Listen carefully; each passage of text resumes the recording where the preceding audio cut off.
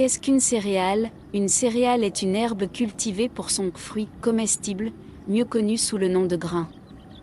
Les céréales sont cultivées en grande quantité et fournissent plus d'énergie alimentaire que toute autre culture, à la fois directement pour l'alimentation humaine et indirectement pour l'alimentation du bétail. 1.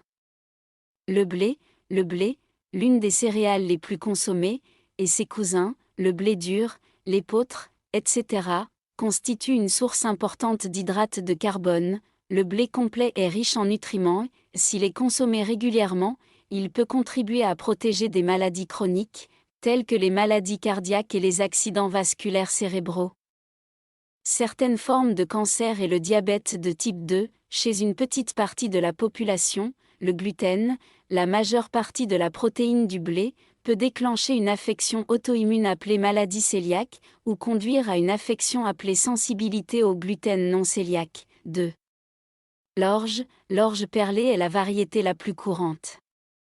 Il ne s'agit pas d'une céréale complète et, bien qu'elle constitue une bonne source de certains nutriments, elle n'est pas aussi bénéfique que l'orge mondée, dont seule l'enveloppe extérieure a été enlevée. 3.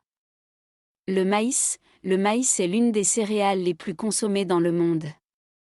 En plus d'être une source de vitamines, de minéraux et de fibres, le maïs fournit des composés végétaux, notamment des caroténoïdes, la lutéine et la zéaxanthine.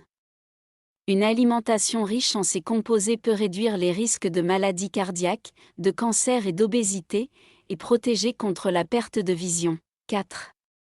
Le mil, bien qu'il ressemble à une graine, le mil est une céréale sans gluten, qui contient beaucoup de fibres, de protéines et d'antioxydants protecteurs.